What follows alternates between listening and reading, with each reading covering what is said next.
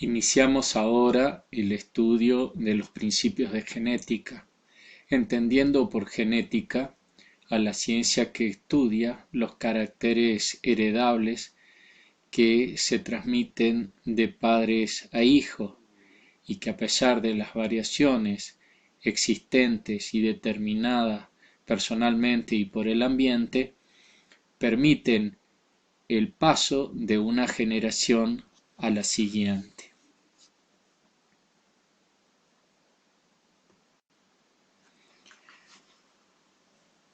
El desarrollo histórico de la genética tiene su origen en el trabajo presentado por un monje austríaco denominado Gregor Johann Mendel.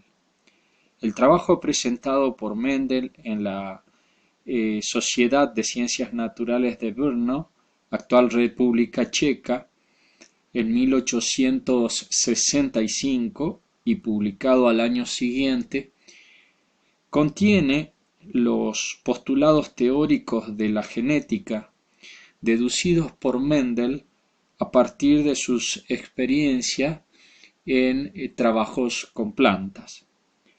En esa época aún no se conocía la meiosis que estudiamos recientemente en una clase anterior.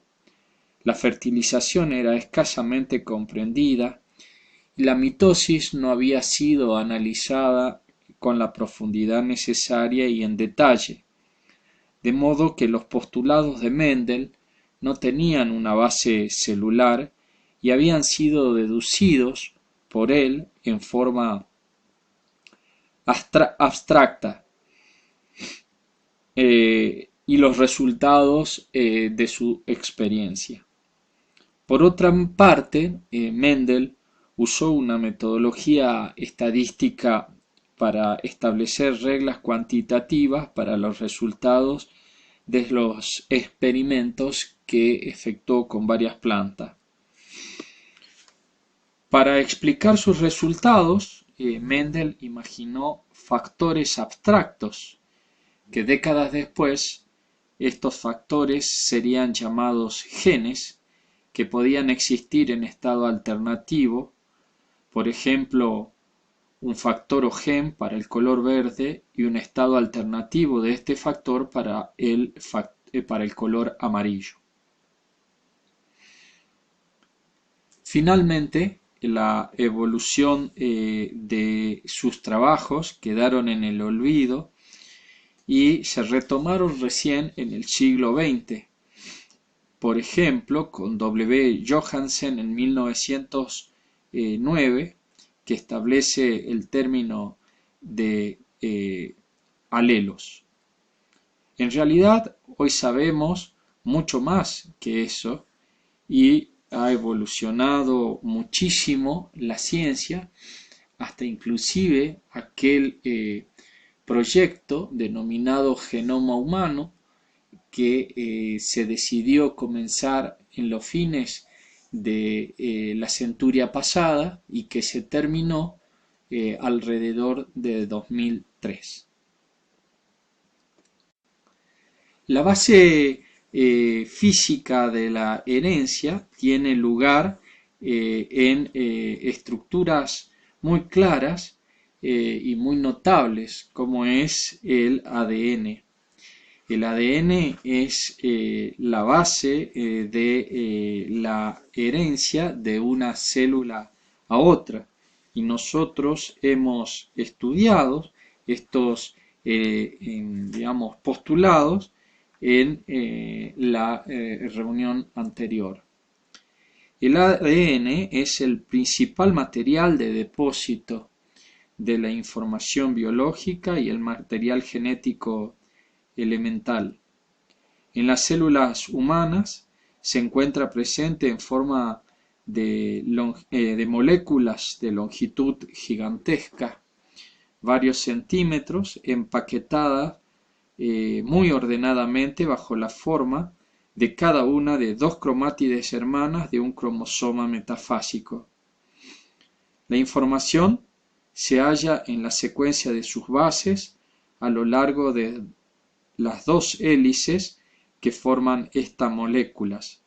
Ambas hélices son recíprocamente complementarias, contienen la misma información, su polaridad es opuesta y están unidas por puentes de hidrógeno, como ya lo explicáramos, que son individualmente lábiles.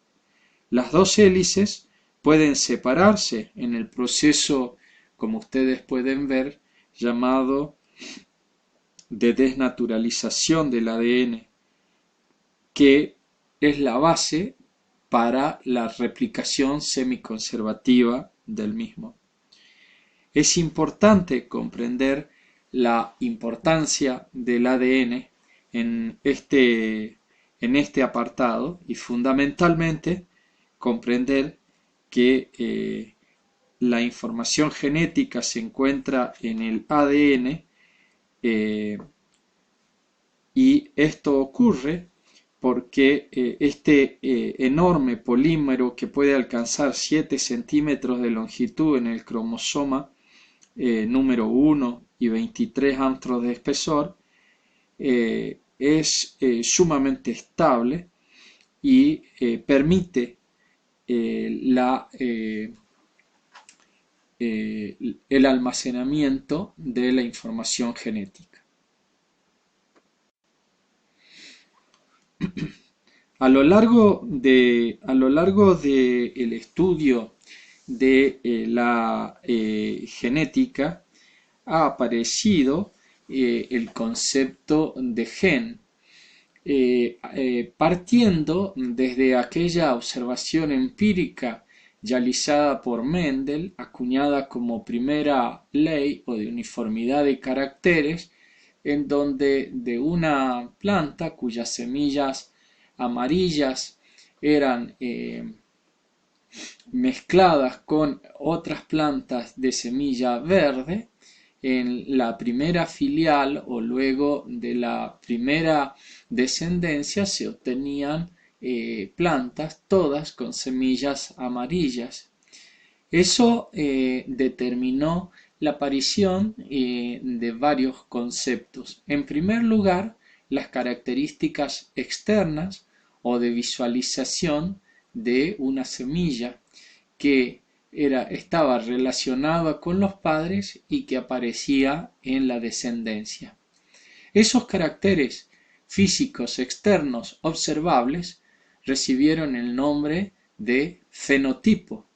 Vale decir que por fenotipo entendemos aquellas características heredables pero que se manifiestan y pueden ser observadas externamente. En el caso del hombre podríamos atribuir varias de estas características fenotípicas, como por ejemplo estatura, color de pelos, color de ojos, etc.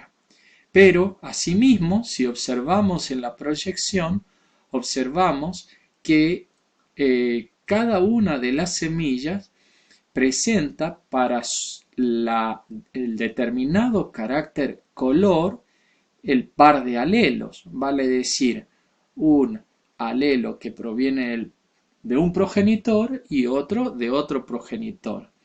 ¿Dónde están expresados en la proyección estos alelos? En las letras que ustedes ven por debajo de la semilla A grande o A grande A chica para las semillas amarillas y verdes respectivamente. Y observen ustedes que en la filial 1 o F1 o primera descendencia tienen fenotípicamente, vale decir características externas de la semilla de color amarilla, pero desde el punto de su herencia a nivel de la unidad de herencia tienen una semilla amarilla con una A grande y una A chica. Esas estructuras que nosotros podemos estudiarlas genéticamente y que pasan de una generación a otra generación y van a determinar las características externas, pero que no se ven, es decir, están relacionados con las unidades fundamentales de herencia que más tarde estudiaremos como genes, es lo que se denomina genotipo. No hay una definición única de gen. El concepto tradicional, derivado del estudio de los rasgos externos del organismo, fenotipo, y del estudio de la genealogía, es el de una unidad heredable que puede mutar y ocasionar cambios en los rasgos o fenotipo. Esa unidad, para ser un gen nuclear, debe pertenecer a un mapa, y ese mapa debe estar expresado o presente en un determinado sitio del cromosoma, y como ustedes saben, el cromosoma está constituido por una molécula de ADN. Por otro lado, los estudios moleculares han llevado un concepto útil de gen como un segmento de molécula de ADN que contiene una unidad de transcripción y sus secuencias reguladoras principales. Vale decir que el gen es un segmento de ADN con capacidad de sintetizar, moderar o expresar una determinada proteína, y esa proteína va a ser la responsable luego de una característica física externa que nosotros ya hemos conocido como fenotipo. Del análisis del genotipo, vale decir de las características genéticas, ustedes pueden observar que, de acuerdo a la primera ley, en los padres tenemos que la semilla amarilla tiene una A grande y la semilla verde tiene una chica A chica, mientras que la semilla que resulta del entrecruzamiento de esos padres en la filial 1 es amarilla, pero tiene una grande y una chica. Surgen entonces dos conceptos. El primer concepto es el de homocigota. El de homocigota, el concepto en sí, hace referencia, por ejemplo, a los padres.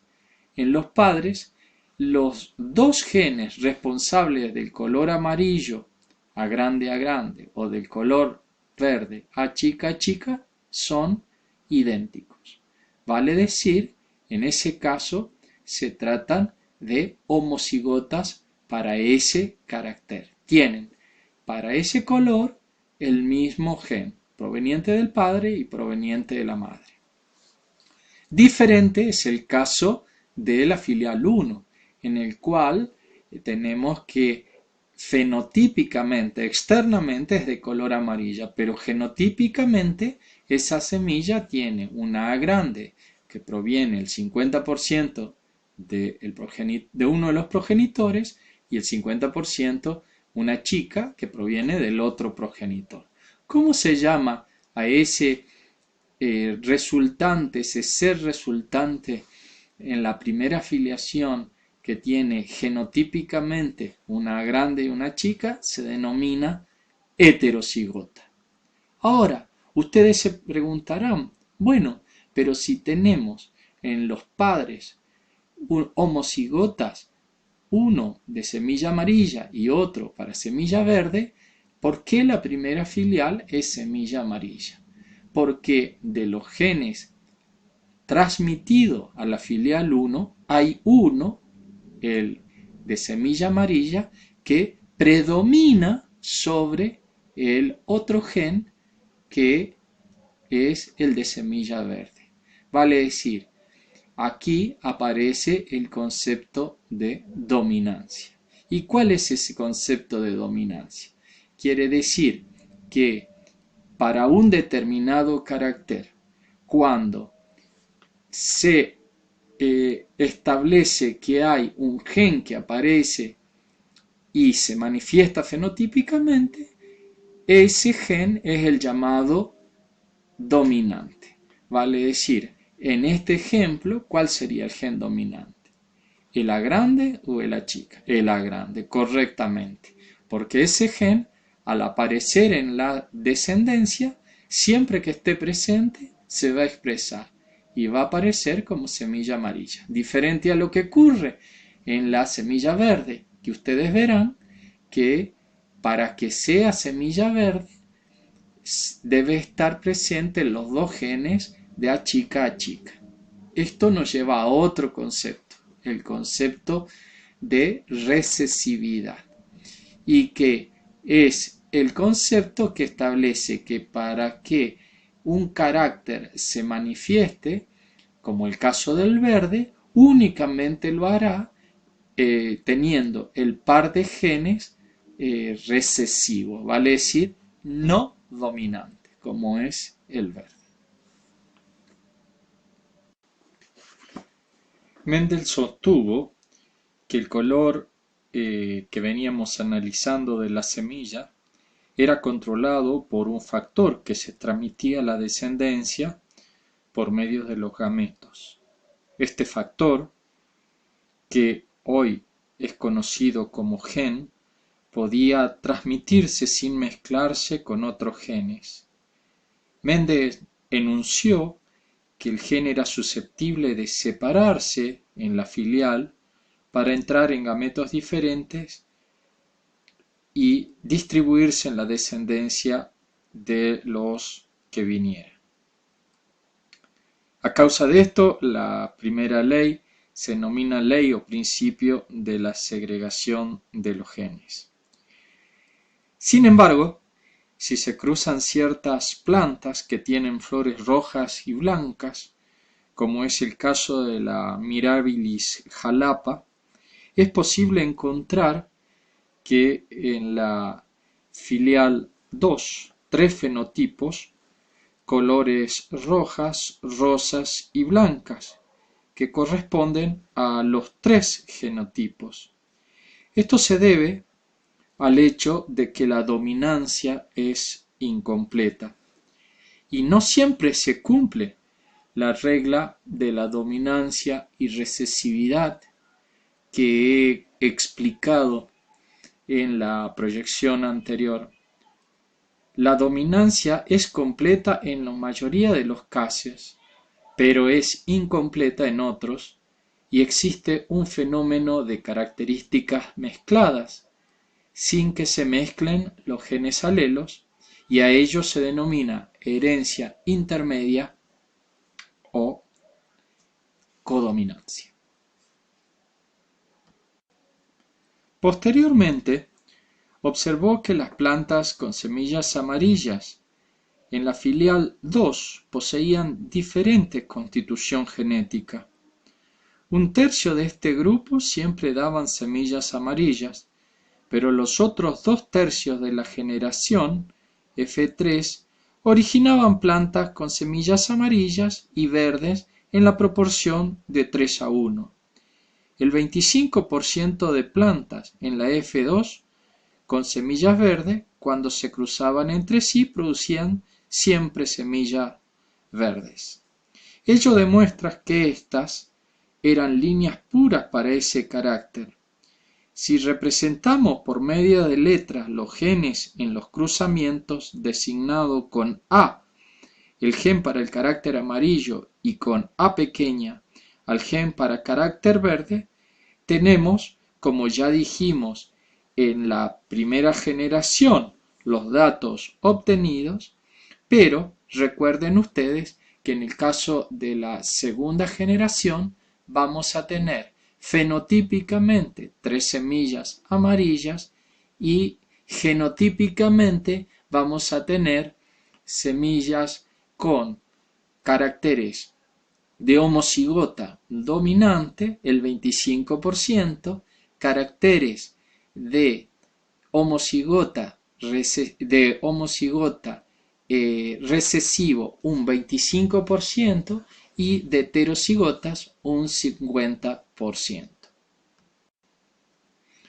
Fíjense qué distinto es la ley de distribución independiente, que enuncia que los genes que están en cromosomas diferentes se distribuyen en forma independiente durante la meiosis. Es decir, que mientras la ley de segregación se aplica al comportamiento de un solo par de genes, El principio de la distribución independiente describe el comportamiento simultáneo de dos o más pares de genes localizados en diferentes pares de cromosomas.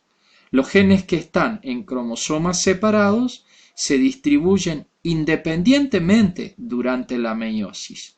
La descendencia resultante es híbrida en dos locis o locus, y esto se denomina dihibridismo.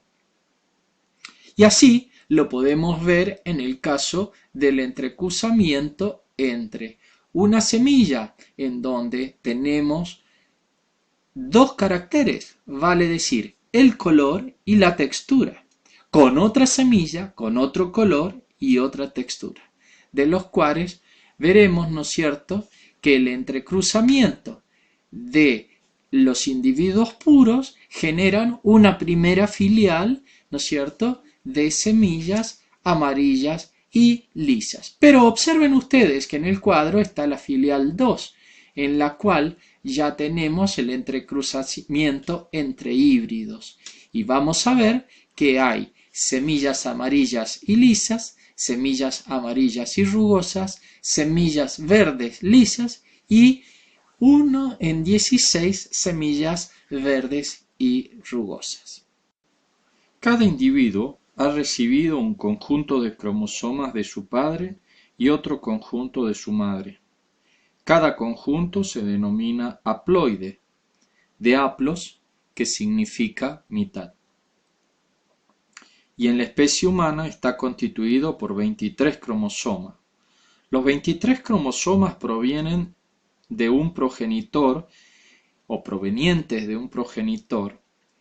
Están constituidos por 22 autosomas, es decir, 22 cromosomas relacionados con la determinación de características somáticas y un cromosoma sexual. Como los autosomas provenientes de un progenitor son muy parecidos a los que provienen del otro, aunque no de contenido génico idéntico, son cromosomas homólogos que forman parejas con idéntica morfología. Por ejemplo, los cromosomas número 1, paterno y materno, normalmente tienen una forma idéntica y el mismo patrón de banda. En el individuo diploide, que tiene dos conjuntos cromosómicos, los genes también se encuentran por pareja y cada uno ocupa un lugar o locus equivalente en cada par de cromosoma homólogo.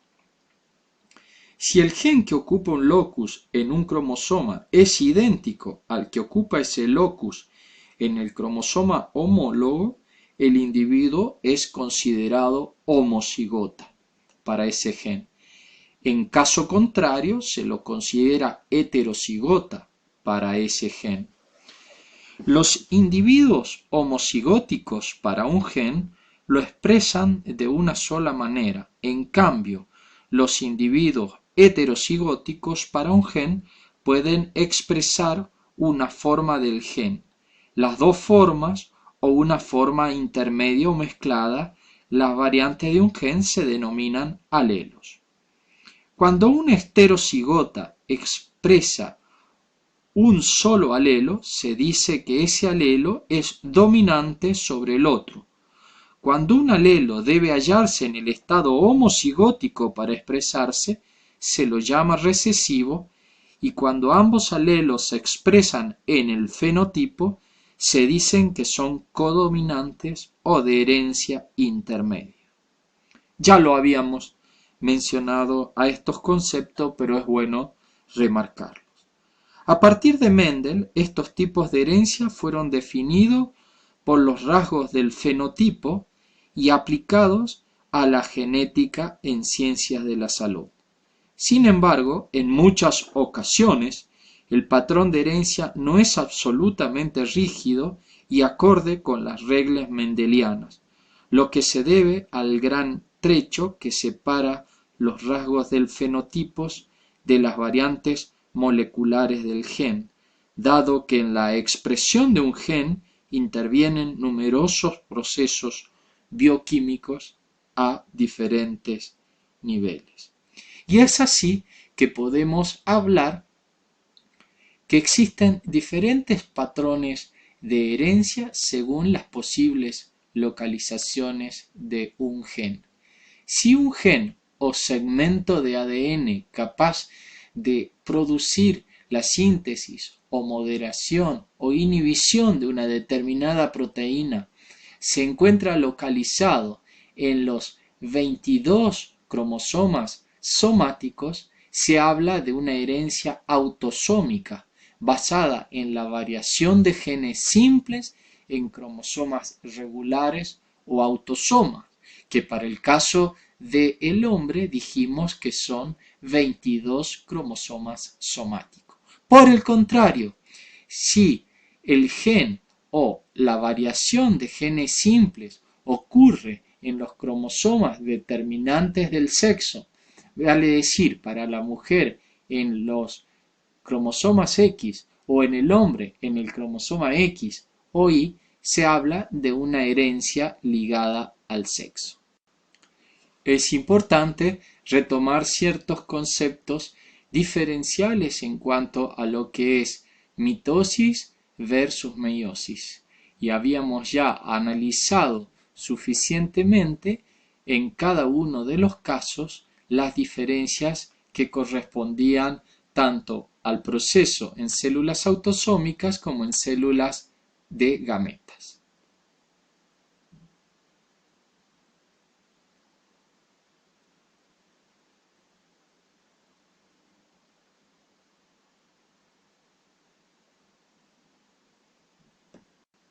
Para el estudio de las herencias y tipos de herencias, sean estas autosómicas o ligadas al sexo, se utilizan símbolos utilizados en los llamados gráficos que se emplean para el estudio en el género humano. Y así vemos los símbolos utilizados tanto para la expresión de hombre, mujer, las relaciones entre el matrimonio de un hombre y una mujer, los patrones y los hijos obtenidos de esa pareja.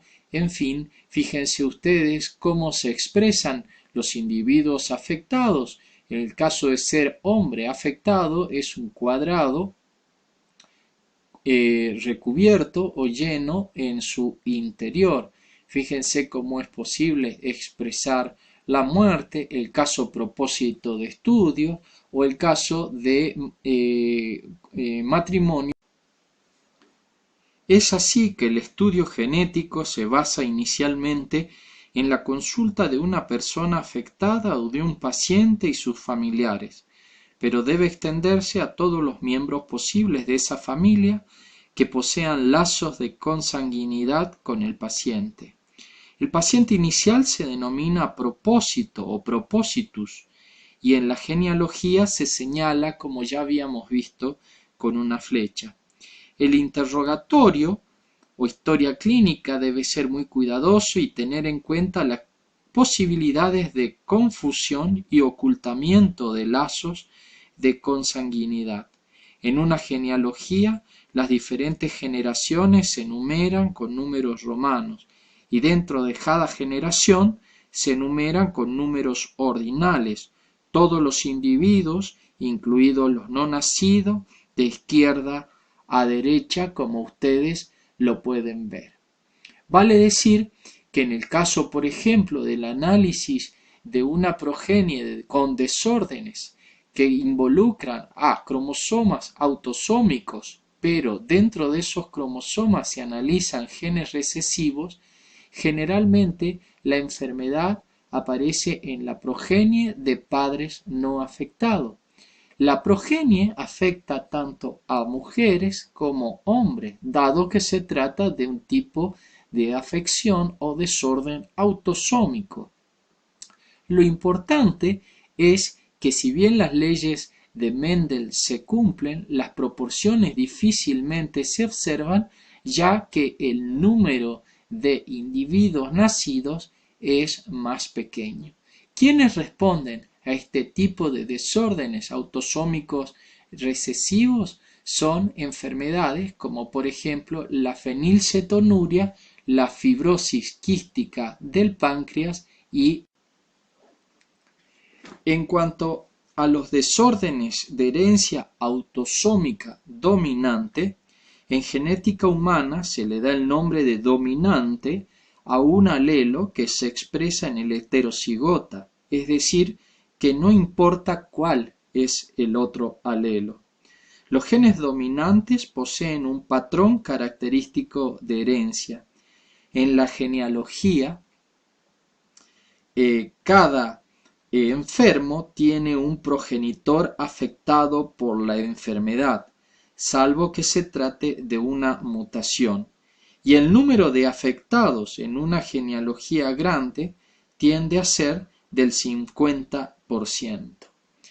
Aunque el número de enfermedades por genes dominantes es grande, el número proporcional de enfermos no lo es, porque está severamente limitado por la selección natural contra los heterocigotas, y lo más probable es que de un matrimonio el portador de un gen dominante tenga un cónyuge que porta un gen normal. El riesgo de recurrencia en el hijo de un paciente es del 50% y el riesgo de recurrencia en los hermanos del paciente es del 50%.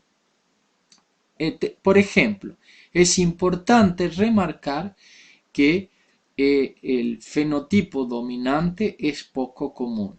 Siempre más común encontrar personas llevando una copia del alelo problema que las dos copias. Consecuencia, es muy común encontrar una progenie 1 a 1 de personas afectadas y no afectadas. Ejemplo, tenemos la enfermedad de Huntington y la pseudoacondroplasia o la polidactilia. Así, a manera de resumen, podemos decir que la herencia autosómica 1, el rasgo se transmite en forma continua de una generación a otra. Se encuentra o es posible encontrarlo tanto en hombres como mujeres con las características en la misma proporción de la afección. Cada uno de los individuos que presenta dicho rasgo proviene de un progenitor que también presenta dichas características, el caso dominante, y aquellos individuos que no presentan la característica no la transmiten a su descendencia, que es el caso dominante también. Con relación a la herencia ligada al cromosoma X, dentro de los tipos de herencia recordamos que estaban las herencias ligadas al sexo. En este caso, si el cromosoma X se encuentra en forma de heterocigota en el hombre y de homocigota en la mujer, podemos decir que si el carácter es poco frecuente, los padres y otros parientes del afectado no lo presentarán, a excepción de los tíos maternos y otros parientes varones de la línea materna. Los varones que presenten dicha característica no la transmiten a sus hijos, pero tienen hijas portadoras que sí lo transmiten a la mitad de sus hijos. Vale decir que en el hombre, como se encuentra en un estado de heterocigota, probablemente siempre que está presente se manifiesta, y en el caso de la mujer que es homocigota se manifiestan como portadoras. Las mujeres portadoras no manifiestan la característica y la transmiten a sus hijos, pero las hijas de esas portadoras sí lo transmiten a la mitad de sus hijos. A diferencia de los demás cromosomas, autosomas, los cromosomas X e Y, que son muy diferentes entre sí, se comportan de modo especial durante la profase meiótica de los espermatocitos en el testículo humano. Por un lado, mientras los autosomas se aparean completamente y no muestran una condensación de su cromatina, los cromosomas X e Y que ustedes ven en la figura forman un corpúsculo muy condensado llamado el cuerpo XY. Este cuerpo condensado, a veces mal llamado vesícula sexual, no permite observar si hay apareamiento con los métodos convencionales de microscopía de luz. Pero a partir de 1970, con el uso de la microscopía electrónica, se comprobó la existencia de un corto complejo sinaptonémico, de modo que quedó comprobado que existe apareamiento parcial entre el cromosoma X y el cromosoma Y humano a nivel de lo que ustedes ven como zona homóloga con el Y de color violeta en la parte alta de la figura, que corresponde a un cromosoma submetacéntrico como es el X, y la parte que dice zona homóloga con el X, que corresponde a un prácticamente cromosoma Y que ustedes ven en la parte baja de la figura. Ahora, este segmento recombinante es pequeño y constituye la región recombinante o pseudoautosómica. En la especie humana, la región recombinante o pseudoautosómica está compuesta por una pequeña porción y es completamente homóloga entre el cromosoma X y el Y. Esto es así porque continuamente en cada generación en los espermatocitos del varón se intercambian, recombinan segmentos de esta región entre el cromosoma X y el cromosoma Y. La recombinación en esta región es obligatoria, en el sentido de que siempre debe haber al menos una recombinación para formar gametos normales. La recombinación es máxima para la región subtelomérica del X y del Y, donde una secuencia marcadora permite comprobar la normalidad y regularidad de la recombinación. Ven ustedes que en la zona con genes ligados al X existen diferentes genes que tienen que ver con diferentes enfermedades para el cromosoma X en la parte alta de la proyección, mientras que en la parte baja hay zonas con genes ligados al Y, ¿no es cierto?, que son propias y que se expresan cuando el Y está presente, que es en el caso del hombre. En esta proyección podemos ver los genotipos de herencia ligada al cromosoma X, cuando el gen recesivo anormal se encuentra en el hombre y cuando el gen recesivo anormal se encuentra en la mujer de una pareja. Fíjense que en el primer caso el gen recesivo normal se encuentra en el hombre, de tal manera que en la meiosis o en la disyunción de los genes, cada vez que el gen recesivo anormal se desprendió y estuvo tanto en la conformación de una mujer, lo hizo a la manera de portación de ese gen, porque únicamente se expresa cuando se halla en posición de heterocigota recesivo. Mientras que en el caso del hombre, observen ustedes, en la versión de la mano derecha de la proyección, el gen recesivo anormal se expresa en el caso del hombre, pero en la mujer aparece como portador. Mencionamos ahora brevemente algunas alteraciones referidas a la herencia ligada al cromosoma X en relación a una enfermedad conocida como daltonismo.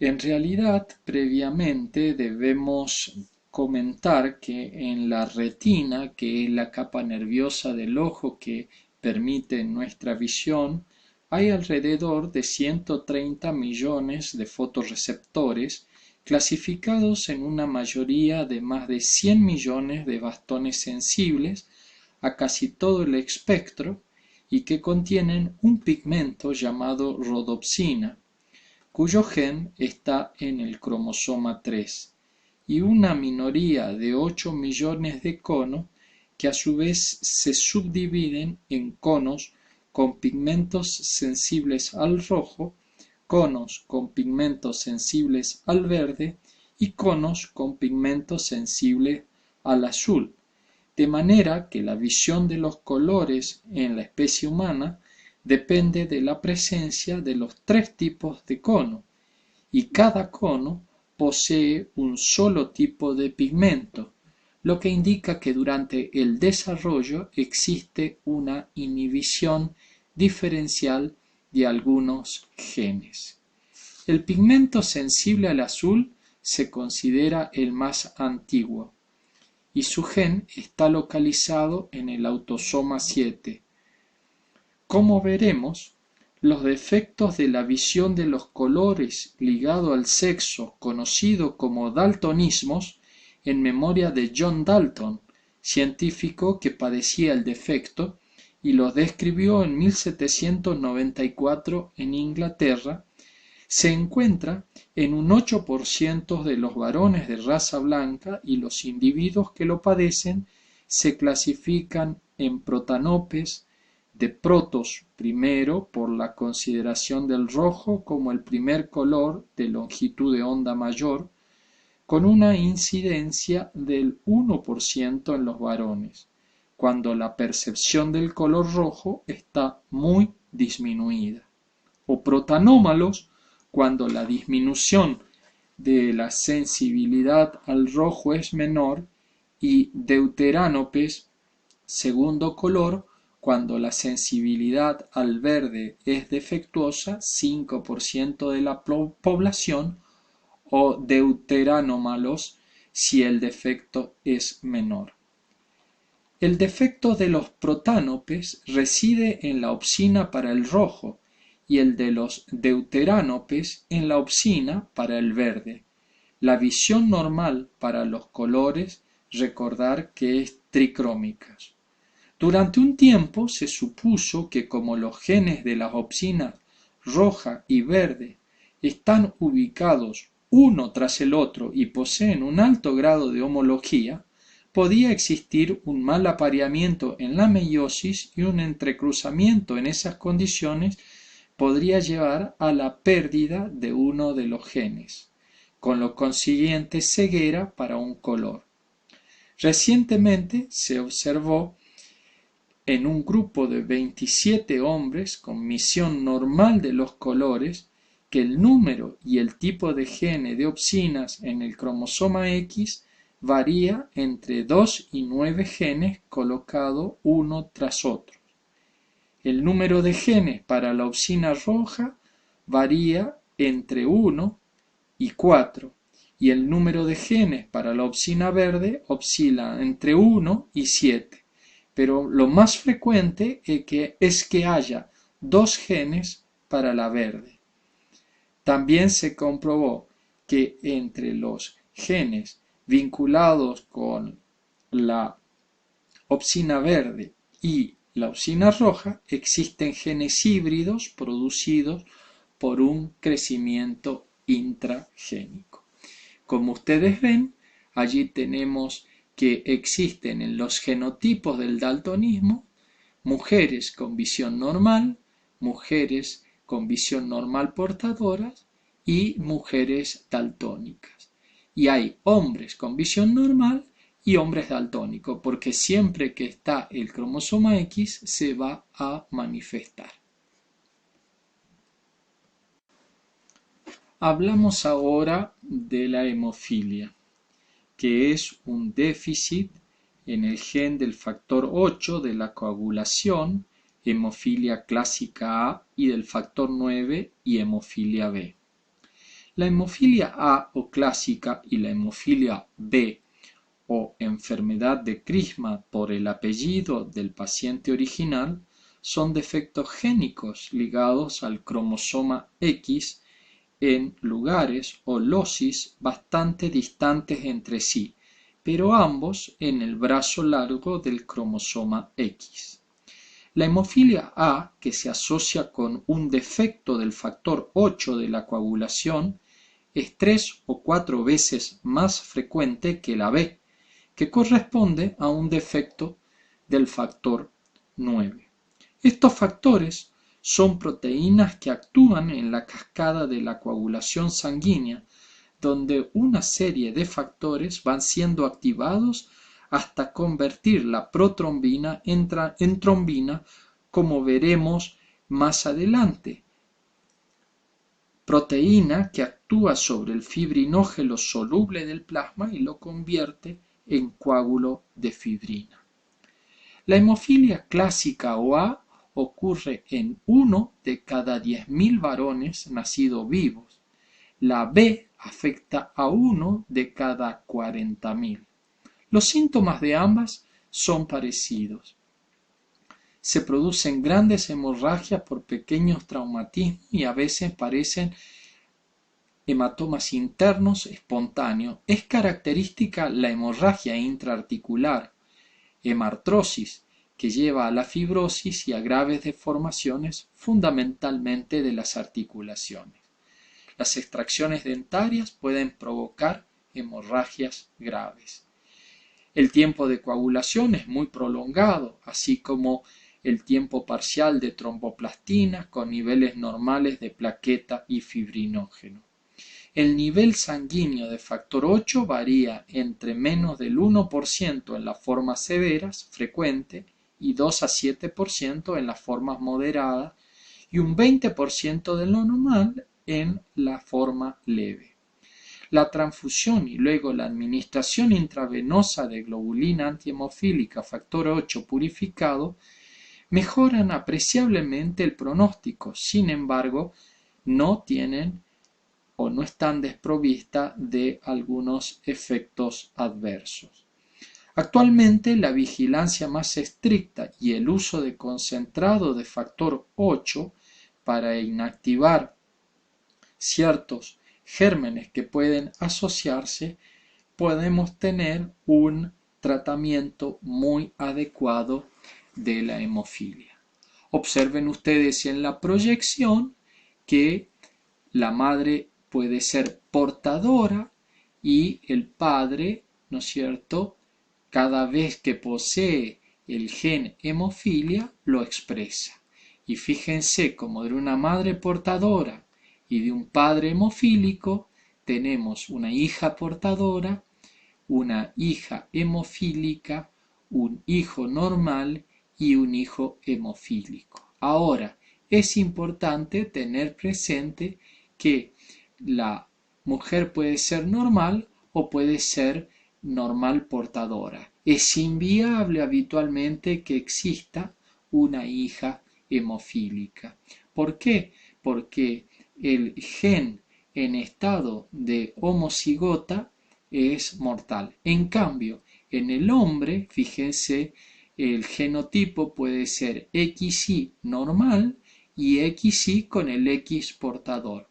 Vale decir, en la hemofilia la mujer es portadora y el hombre, siempre que el gen está presente, se expresa y es enfermo. Abordamos ahora la síntesis proteica. Las células sintetizan muchas sustancias químicas para mantener la homeostasis y el funcionamiento celular. La mayor parte de este funcionamiento está consagrado a la síntesis de diversos tipos de sustancias, pero fundamentalmente de proteína. Estas, por un lado, determinan características físicas y químicas de las células y, por supuesto, de los organismos de los cuales ellas forman parte. Las proteínas sintetizadas están destinadas a las más variadas funciones, ya sean para el ensamblado de estructuras celulares como la membrana plasmática, el citoesquelético o bien la formación de los orgánulos celulares. En otras ocasiones, esas proteínas sintetizadas en la célula sirven como enzimas o anticuerpos, vale decir, diferentes funciones relacionadas con la célula o con el organismo del que éstas forman parte. Así como el término genoma designa a todos los genes del organismo, el término proteoma se refiere a todas las proteínas presentes en el organismo. En el proceso de expresión genética, el ADN de un gen se utiliza como molde para la síntesis de una proteína específica. Y para que este proceso de decodificación de las órdenes que están almacenadas en la molécula de ADN a través de los genes tenga como destino final la producción de una proteína, es que primero se inicia con un proceso denominado apropiadamente transcripción. La información codificada en una región específica del ADN, como ustedes pueden verlo en la proyección, es transcripta, transferida o copiada para producir una molécula de ácido ribonucleico. En el proceso posterior, esa orden que ha sido transcripta en la molécula del ácido ribonucleico, también denominado como ARN, el proceso posterior es el de traducción, vale decir, el ARN que fue transcripto en el núcleo debe salir del mismo y debe ubicarse en el citoplasma, en donde en ese lugar el proceso posterior a la transcripción es la traducción de la enfermedad, en donde el ARN se une a un ribosoma y la información que contiene el mismo se traduce en su correspondiente secuencia de aminoácidos para formar finalmente una molécula proteica.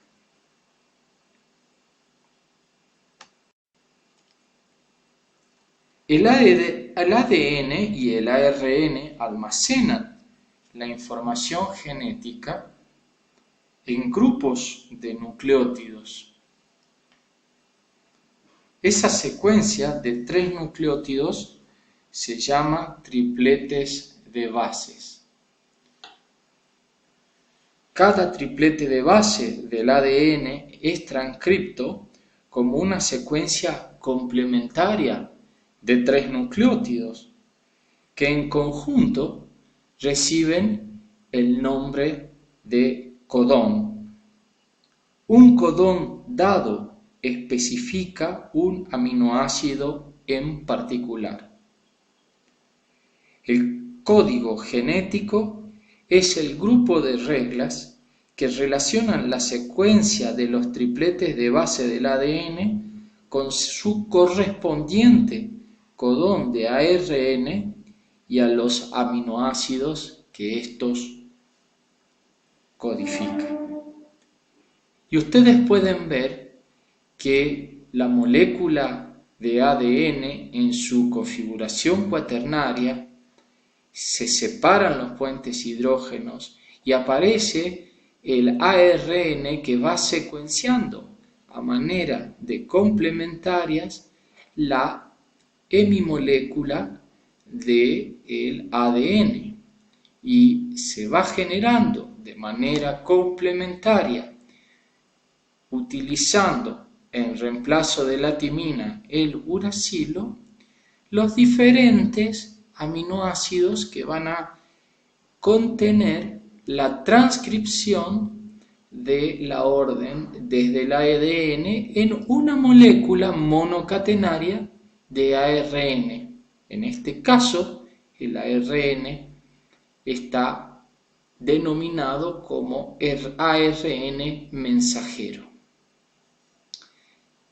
Esas bases púricas y pirimídicas complementarias forman una especie de triplete que, como ya dijimos, se denominan codones, y cada codón está formada, como ustedes pueden ver en la proyección sobre la margen derecha, por 3 bases nitrogenadas.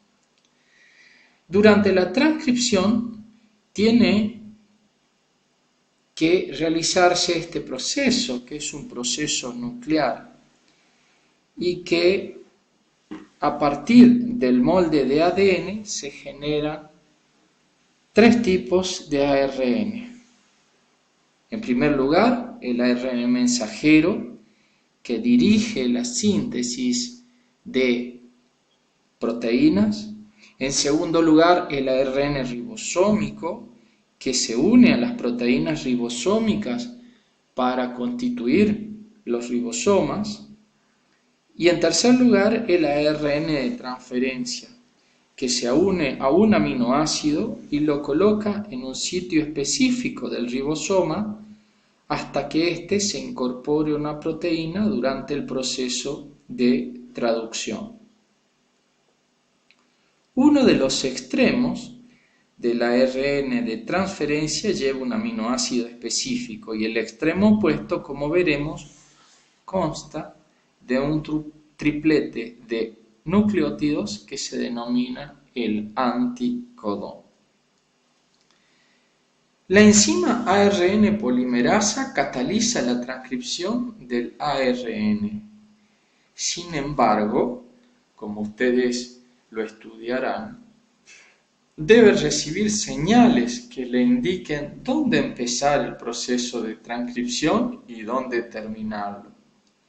Solo una de las 2 cadenas de ADN sirve como molde, como les dijera anteriormente, para la síntesis del ARN. El segmento de ADN donde comienza la transcripción, una secuencia nucleotídica especial denominada promotor, se localiza cerca del extremo anterior de un gen. En este es donde la ARN polimerasa se une al ADN. Durante la transcripción, las bases, como dijimos, se aparean en forma complementarias, recordando que las bases citosina, guanina y timina se hallan en el molde de ADN y se unen con guanina, citosina y adenina, respectivamente presente en la cadena de ARN. Si, en cambio, la adenina del molde de ADN se aparea con uracilo y no con timina en el ARN.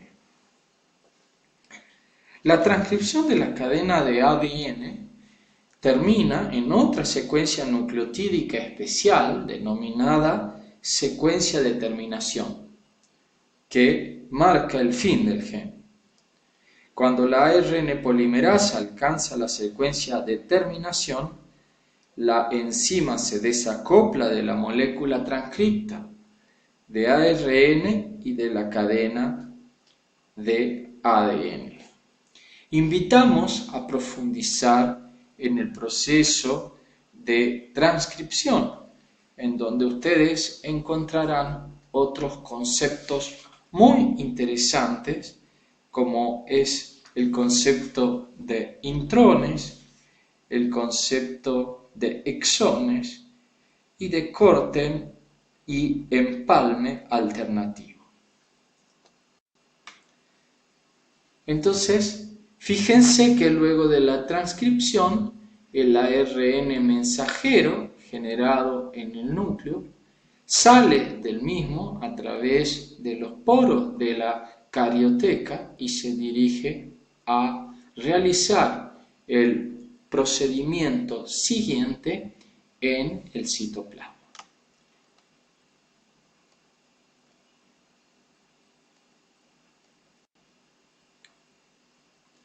La molécula de ARN de transferencia son más cortas que la del ARN mensajero y, como dijimos, tiene una forma de trébol. En uno de los extremos de la molécula hay un triplete de base, fíjense ustedes que se encuentra sobre el esquema de la derecha en la parte más inferior, y ese triplete se denomina anticodón. El lado opuesto de la ARN de transferencia, ustedes van a ver que hay también un triplete de bases al cual se va a unir un aminoácido de manera correspondiente. Las bases de los anticodones de la ARN de transferencia son complementarias a la base de los codones del ARN mensajero. Pasamos ahora al la segunda instancia de la síntesis proteica, la traducción. En el proceso de traducción, la secuencia de nucleótidos de un ARN mensajero especifica la secuencia de aminoácido de una proteína. Los ribosomas del citoplasma son los encargados de realizar la traducción. La subunidad menor de un ribosoma tiene un sitio de unión para el ARN mensajero y la subunidad mayor tiene dos sitios de unión para la molécula de ARN de transferencia, un sitio P y un sitio A. La primera molécula de ARN de transferencia que lleva su aminoácido específico unido a uno de sus extremos se une al ARN mensajero en el sitio P. El sitio A mantiene al ARN de transferencia inmediato que también lleva su molécula de aminoácido. La traducción se va produciendo en la unión. ¿Quién sirve de molde al fenómeno de traducción? Al fenómeno de traducción sirve de molde el ARN mensajero. Dijimos que el ARN de transferencia posee un anticodón, que es un triplete de base que recolecta el aminoácido determinado para ese triplete en un proceso de lectura del ARN mensajero, deslizándose sobre el ribosoma. El anticodón se combina con un codón respectivo que, como ustedes saben, y así de la unión del ARN de transferencia que trae en su anticodón un aminoácido y otro ARN de transferencia y otro ARN de transferencia, van realizando la unión de los monómeros finalmente, y los monómeros que se van uniendo son los aminoácidos. La síntesis proteica finaliza cuando el codón de terminación del ARN mensajero alcanza el sitio A del ribosoma, lo cual hace que la proteína ya sintetizada se libere del último ARN de transferencia final. La síntesis proteica avanza a un ritmo alrededor de 15 uniones peptídicas por segundo, y a medida que el ribosoma se desplaza a lo largo del ARN y antes de que se complete la síntesis de toda la proteína, otro ribosoma se puede unir detrás del primero y comenzar la traducción de la misma cadena de ARN mensajero. Varios ribosomas unidos al ARN mensajero constituyen un polirribosoma. El movimiento simultáneo de varios ribosomas a lo largo del ARN mensajero permite que se produzca al mismo tiempo la traducción de varias proteínas iguales a partir de una única molécula.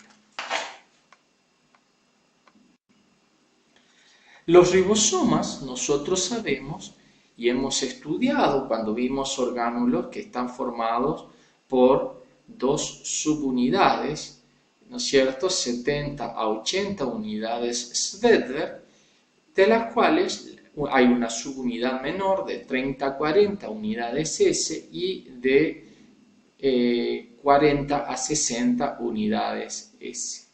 Y fíjense como entre ambas subunidades, que ya dijimos, ¿no es cierto? Fíjense, acá estamos marcando el sitio P, el sitio A, en donde va a encontrarse el ARN de transferencia, y obsérvense en la subunidad pequeña, ¿no es cierto?, el sitio de anclaje del ARN mensajero. Entonces, vean claramente cómo se ve el ARN de transferencia que se ancla al triplete complementario de base del ARN mensajero y en su anticodón, vale decir, en la parte, en la parte contraria de este triplete, en el anticodón, lleva un aminoácido que unido a otro aminoácido genera la cadena polipeptídica creciente de la cual hablamos. Entonces fíjense que en la traducción inicialmente hay un proceso de iniciación, ¿no es cierto? Luego tenemos un proceso de elongación que ustedes tienen que estudiar adecuadamente sobre la bibliografía, y finalmente un proceso de terminación. Entonces allí tiene, en el proceso de iniciación, los ribosomas se unen con el ARN y comienza a nivel del codón. El proceso de elongación es la elongación de la cadena polipeptídica por sucesivas adhesiones de aminoácidos, y finalmente el proceso de terminación, cuando un codón detiene, ¿no es cierto?, el ensamblado polipeptídico y es liberado o disociado del ribosoma. Entonces, la síntesis de proteína, paso a paso, tenemos a manera de repaso el inicio de la traducción, en el cual, ¿no es cierto?, se genera el ARN mensajero unido al ribosoma. En segundo lugar, vamos a tener que un aminoácido se une al ARN de transferencia. Eso ocurre a nivel del anticodón en el citoplasma. Ese ARN de transferencia se dirige a través del citoplasma hasta encontrar el ribosoma y el ARN mensajero con el triplete complementario de bases en el codón, y finalmente vamos a tener, ¿no es cierto?, que la unión del primer aminoácido, ¿no es cierto?, fíjense, y a partir de allí vamos a tener que el primer aminoácido queda unido al ribosoma y el ARN de transferencia queda finalmente libre. En el caso de la incorporación del segundo ADN, del segundo aminoácido, fíjense ustedes, va al sitio, al triplete de base que se encuentra a continuación y se une a la anterior. En el quinto paso, fíjense, así va sucesivamente generándose, de manera que siguen incorporando aminoácidos por el proceso descrito pasando a lo largo de la cadena de ARN mensajero, en donde ha leído o traducido toda la secuencia de bases. Y ahí se produce finalmente la cadena polipeptídica o la cadena proteica.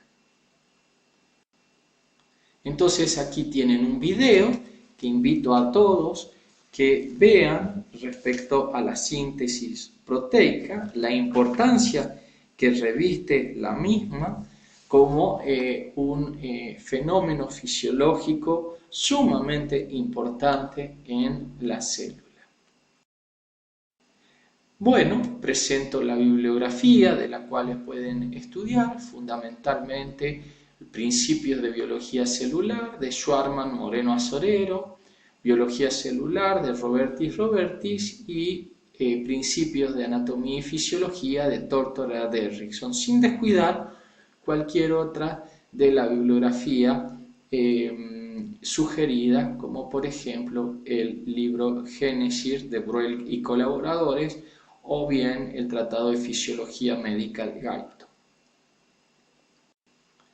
Agradezco vuestra atención y será hasta el próximo encuentro, en el cual esperamos abordar otro tema apasionante de la anatomía y fisiología. Gracias.